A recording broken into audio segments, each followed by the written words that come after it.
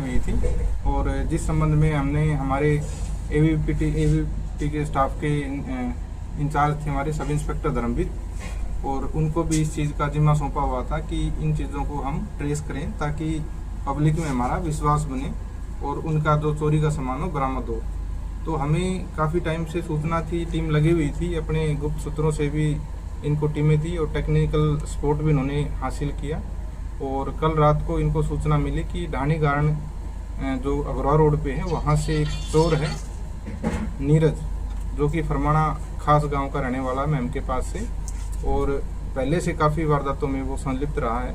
वो चोरी की मोटरसाइकिल और चोरी के आभूषणों के साथ अग्रवाल रोड से आ रहा है।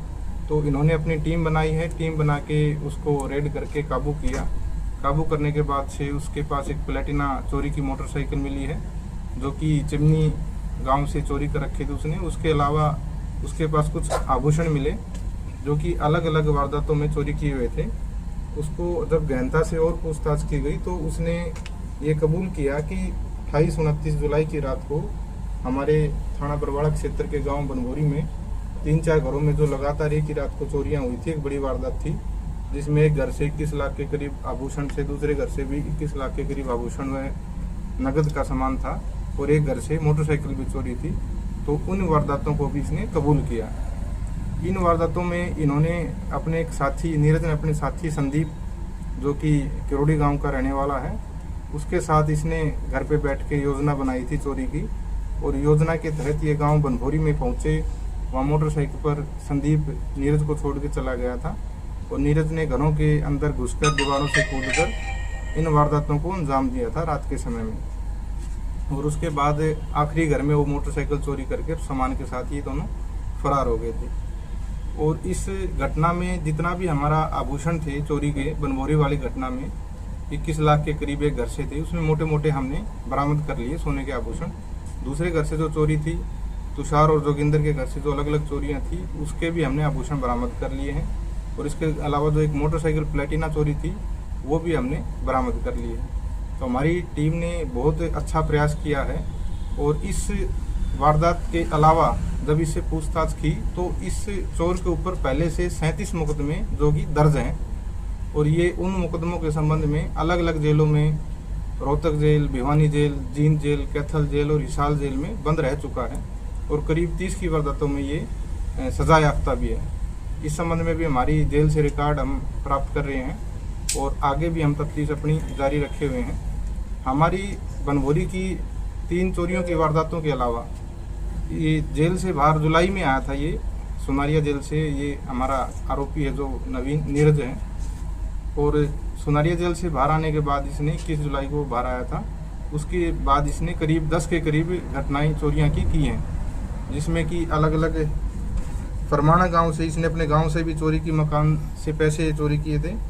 और उसके अलावा गांव पुर में इसने रात के समय में सोने के आभूषण वगैरह चोरी किए थे। गांव बांस बडाला में भी इसने 25 जुलाई को 11,000 के करीब चोरी की थी। 27 तारीख को गांव जाखोदा खेड़ा में इसने मकान से आभूषण में 12,000 रुपये चोरी किए थे। और गांव सलेमगढ़ से इसने 27 जुलाई को ही 18,000 के करीब चोरियाँ की थी। 27 जुलाई को ही इसने किरतान गाँव से मकान में सोने के आभूषण में मोटरसाइकिल भी चोरी की थी। 29 जुलाई को इसने गाँव बनभोरी में फिर 3-4 घरों में वारदातें की थी जो हमारे क्षेत्र में थी। इसके अलावा इसने 3 अगस्त को भी गांव चिमनी में एक मकान में सोने के आभूषण में मोटरसाइकिल चोरी किए हैं। 4 अगस्त को भी इसने गांव रानीला में आभूषण वगैरह चोरी किए हैं। तो ये बहुत ही वांटेड अपराधी था, जो आदतन अपराधी था। इसकी चोरी करने की आदत भी एक निराली थी। ये कई बार एक घर में चोरी करके नहीं भागता था। इसकी क्या रणनीति थी, ये कई बार लगातार कई घरों में और लगातार चोरियाँ करता था। तो ऐसा है जो हमारे समाज के लिए बहुत खतरा है। इस टाइप के अपराधी हैं और इनके ऊपर लगाम लगाना और अंकुश लगाना हमारा कर्तव्य बनता है।